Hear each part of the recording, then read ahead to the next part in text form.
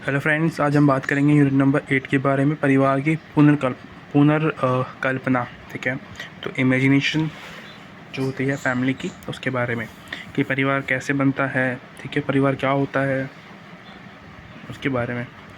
सबसे पहला हमारा टॉपिक है यहाँ पे आपके सामने, परिवार क्या है क्लासिकल समाजशास्त्र के अकॉर्डिंग। ठीक है, क्लासिकल समाजशास्त्र।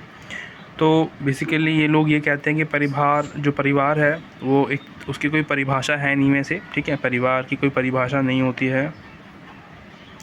समाजशास्त्र में जो फैमिली होती है उसको एक इकाई के रूप में देखा जाता है। ठीक है, यानी कि उन इकाइयों से मिलके एक समाज बनता है, उन समाज से मिलके एक देश बनता है। राइट, तो इस तरीके से हम जो है समाजशास्त्र में इसको देखते हैं, परिवार को। राइट, उसके अलावा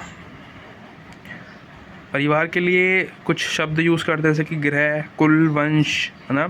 इन शब्दों का बहुत ज़्यादा यूज़ किया जाता है।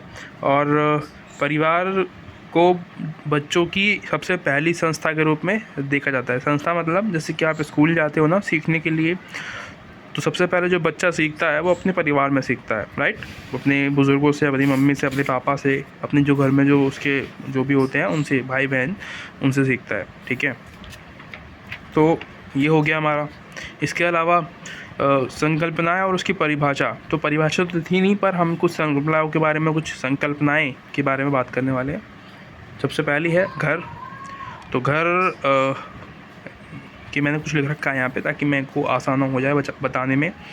सबसे पहले घर को ऐसे व्यक्तियों का समूह कहा जाता है जिसे एक से ज़्यादा व्यक्ति रहते हैं और अपनी आमदनी को खर्च करते हैं। ठीक है, यानी कि एक से ज़्यादा जहाँ पे लोग रहते हैं उसको हम घर कहेंगे। ठीक है, यानी कि 2, 4, 6 ऐसे, यानी कि पति पत्नी और उसके बच्चे, ऐसे इस तरीके से घर बना जाता है वो। और उनकी पहचान कैसे करते हैं कि ये घर है। ठीक है, उनकी पहचान ऐसे होगी कि एक घर है, उसमें बर्तन रखे हुए हैं, सब उन्हीं बर्तनों का यूज़ करते हैं। ठीक है, तो वो क्या हो गया, घर हो गया। ठीक है, और एक परिवार में रिश्ता बहुत ज़रूरी होता है। अगर आप समझ रहे हो कि ये इसके पापा बोल रहा है, ये इसका भाई है, तो क्या है, वो फैमिली है। राइट, ये हो गया। यहाँ आएगा परिवार और घर के बीच का अंतर, डिफ्रेंशिएट करना है हमको हल्का सा। जो फैमिली होती है और जो घर होता है उसमें क्या फ़र्क होता है।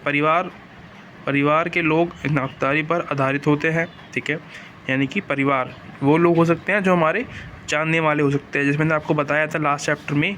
एक तो होता है आपके माता पिता, वो आपके परिवार है। ठीक है, उसके अलावा विवाह के बाद जो फैमिली बनती है ना, आपकी जो घर वाली होगी वो आपकी फैमिली हो जाएगी, उसकी घरवाली के जो घर वाले होंगे वो भी। उसके अलावा समाज, वो भी आपके एक तरीके से फैमिली वाले ही होते हैं। ठीक है, नातेदारी होते हैं वो। तो वो सभी घर में एक साथ रहते हैं, परिवार के लोग जो होते हैं। ठीक है, वो सब लोग एक साथ रहते हैं। तो ये थर्ड वाला तो नहीं है, इन दोनों में से दोनों हैं, ये दोनों चीज़ें आएंगी, यानी कि रक्त संबंध और आपके शादी के बाद संबंध। ठीक है, तो परिवार समझ में आ गया कि दोनों में क्या डिफ्रेंशिएट होता है। घरेलू समूह, ये क्या होते हैं, तो समूह मतलब एक समूह है बेसिकली, जो कि एक साथ रहते हैं। ठीक है, एक ही प्रकार का जीवन जीते हैं, व्यतीत करते हैं। ठीक है, तो उसको हम समूह कहते हैं, घरेलू समूह। ठीक है, यानी कि जो घर में एक साथ लोग रहते हैं, काम वाम करते हैं, रहते हैं। ठीक है, एक जैसा खाते हैं, एक जैसा धर्म है, एक जैसा कल्चर है, तो उसको हम समूह कहेंगे। घरेलू समूह और परिवार के बीच में अंतर करने के लिए बोल रहा है। तो घरेलू समूह एक ऐसा समूह होता है जिनका आपस में कोई संबंध नहीं होता। ठीक है, तो ये वो समूह होते हैं जो कि घरेलू में संबंध नहीं रखते। राइट, फॉर एग्ज़ाम्पल आप पढ़ने के लिए बाहर गए हो। ठीक है, आप हॉस्टल में हो, तो वहाँ पे आपके साथ में कुछ लोग रहेंगे। ठीक है, आपके साथ जो पढ़ने वाले हैं बच्चे, वो। ठीक है, हॉस्टल में वो हो सकता है। उसके अलावा जो वो होंगे वो उनको आप जानते नहीं हो बेसिकली। ठीक है, वो अननोन लोग हैं, तो वो क्या है, वो आप उनसे परिचित नहीं हो, तो वो आपकी घरेलू समूह हो गए। और परिवार में क्या होता है, परिवार में सब हमें जानने वाले होते हैं और मोस्टली हमारे संबंधी होते हैं, बहुत ज़्यादा खास होते हैं, वो हमें जानते हैं। ठीक है, हम एक ही बर्तनों का इस्तेमाल करते हैं, पर हॉस्टलों में एक बर्तन का यूज़ नहीं करते, शायद वो अलग अलग यूटेंसिल्स का यूज़ करते हैं। ठीक है, खाने के लिए। समाजशास्त्रीय परिप्रेक्ष्य ये है आपका, प्रक्रियावाद ये आप नहीं पढ़ेंगे। क्लासिकल सिद्धांत की समस्याएं और उसकी चुनौतियाँ। ठीक है,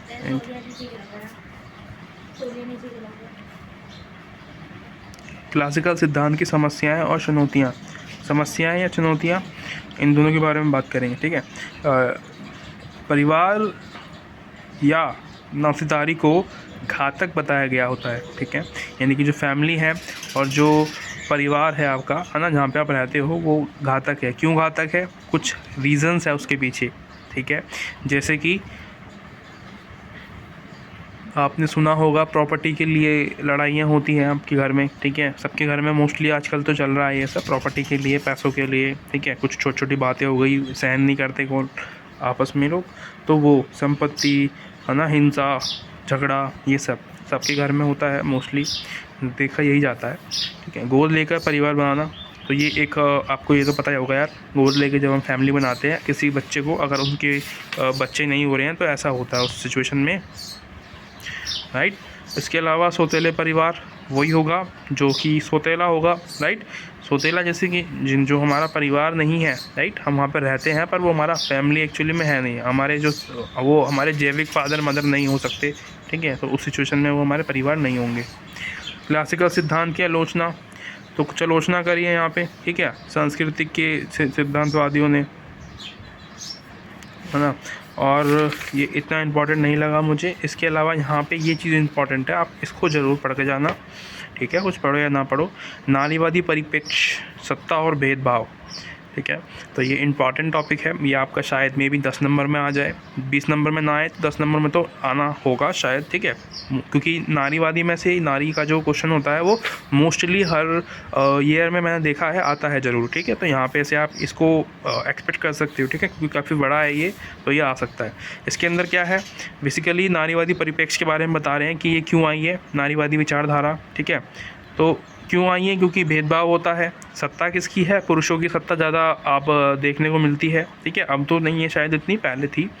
तो जो पहले के जो विद्वान हुआ करते थे ना, विद्वान थे या जो लोग रिपोर्टर्स हैं जो लिखते हैं, ठीक है, लोगों के बारे में, तो वो महिलाओं के बारे में पहले नहीं लिखा करते थे। ठीक है, या लिखते थे तो बहुत ही ज़्यादा गलत। किसके परिप्रेक्ष्य से?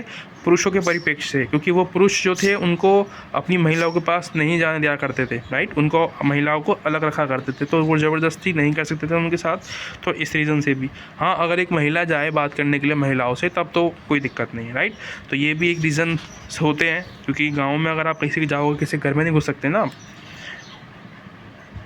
तो धीरे धीरे करके क्या हुआ, उसकी विचारधारा सामने यही ना आई होगी कि क्या सोच है, उनके साथ क्या होता है। ठीक है, जिसकी वजह से हमें पता चला कि आज उनके साथ क्या भेदभाव होता है। देखने को भी मिलता था पहले, पर इतने लोग उसके बारे में सोच नहीं करते थे। परिवार के नए रूप, तो कुछ रूप आए हैं परिवारों के। ठीक है, जैसे कि पसंद की परिवार, चूज़ करना खुद से, अब यहाँ जाऊँगा मैं। ठीक है, यानी कि आप अडॉप्ट करते हैं, जब जैसे कि अडॉप्ट होते हैं तब आप चूज़ करते हैं कि मेरे को ये वाले पेरेंट्स चाहिए। ठीक है, तो आप अपनी मर्ज़ी से पैसे वाले पेरेंट चूज़ कर सकते हैं, या फिर वो पेरेंट जो आपको प्यार करे। अगर आप मतलब उन बच्चों के लिए कह रहा हूँ जो कि जिनके पेरेंट्स नहीं होते हैं। ठीक है, लिव इन संबंध, तो ये तो मैंने लास्ट चैप्टर में बता दिया था। पर सरोगेसी परिवार, तो ये बेसिकली वही बताया था मैंने कि गर्भ में रखते हैं अपनी महिला, जो दूसरी महिलाओं को गर्भ में रखने के लिए अपने बच्चे को देते हैं। ठीक है, ताकि बच्चा पैदा हो जाए उनका, ये होता है। तो ये हमारे परिवार के प्रकार हो गए। ठीक है, तो ये वीडियो हो गई यहीं समाप्त। Thank you so much for watching. अगली वीडियो में मिलते हैं, बाय बाय।